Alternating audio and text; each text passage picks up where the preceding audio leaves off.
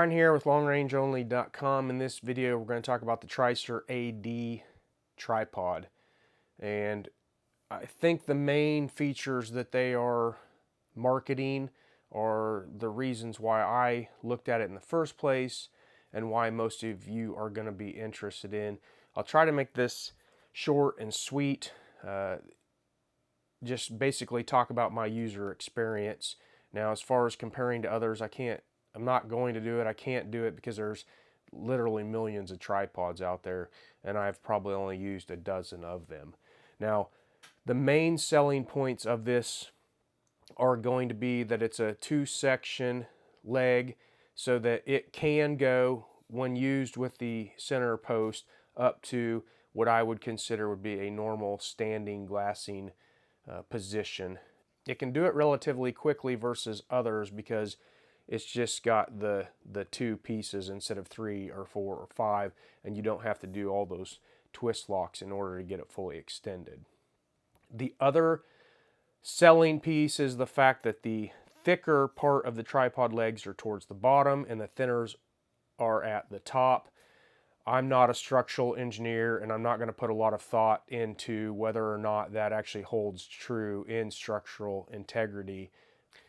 Generally speaking, it makes sense because most of the force or torque is going to be applied at the bottom, where a typical leg would be the thinnest, and this is supposedly trying to fix that. Again, whether or not that holds true mechanically, I don't know. I can generally talk about this being used versus other options out there and ones that I have used, and I will kind of touch on that. So, like I said, 2 leg extensions versus 3, and there are other tripods out there with that, so it's not like that's earth-shattering or groundbreaking. But the thicker part towards the bottom is going to be the main thing that is going to be different from other tripods that I've used. Now, in field use, I do think this is, for the weight, a little bit sturdier than other options that I have used, but that's very, very, very subjective because it's very hard without getting out some tools to rig up like a deflection test. I can't prove it one way or another, and realistically I don't think I would buy a tripod solely based on that. So I'll have the specs up here so you can look at those specs. I'm not going to go over them in this video. You can pause it and look at it. But what I have found is, compared to some other tripods I've used, it was a little bit more sturdy.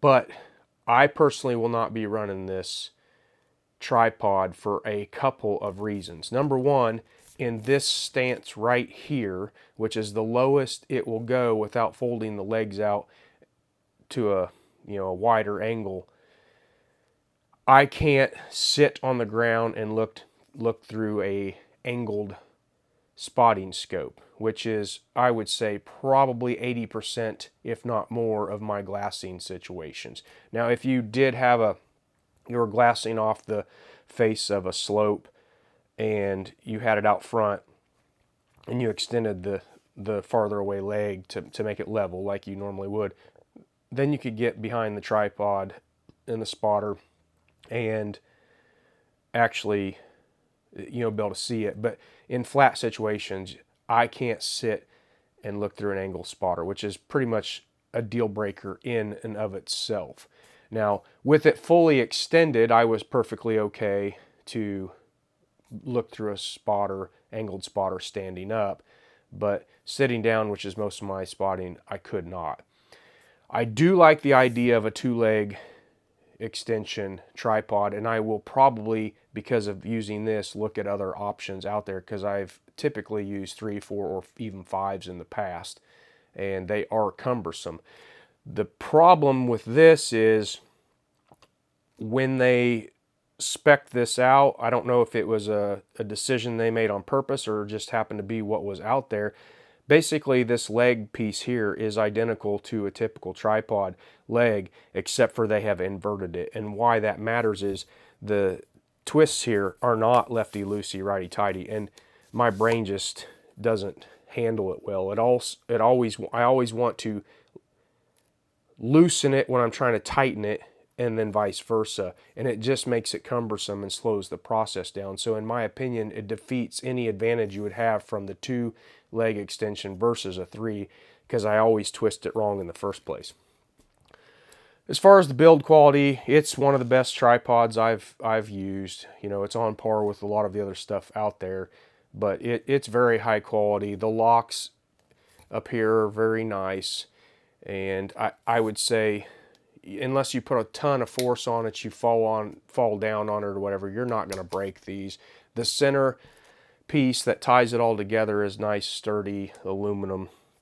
I don't think there's going to be any issue there. So that's really all I have to go over. If you don't think the twist locks being incorrect, in my opinion, will be an issue for you, and you like the idea of a 2-leg extension, and you don't do a lot of sitting down glassing through an angled tripod, like mainly you use a straight angle spotter scope. If mainly you use a straight spotting scope or binoculars, or you do most of your glassing standing up, then this might be a consideration for you. Like I said, if you don't think the twist locks are going to be an issue, this could be something that would be interesting to you. The weight and the sturdiness are something I think you should consider if those things aren't going to bother you, but they are deal breakers for me. Like I said, number one, not being able to sit and glass through an angled spotter, and then the fact that it's just too clumsy for me, with the twist locks being in the correct, tight and loosen fashion, it's not going to work for me. I'll have a link in the description below to a thread on longrangeonly.com. You can head on over there, ask me any questions specifically. It's pretty simple, but maybe I left something out, or you want to know something, head on over there and I'll try to get those answered for you as quickly as possible.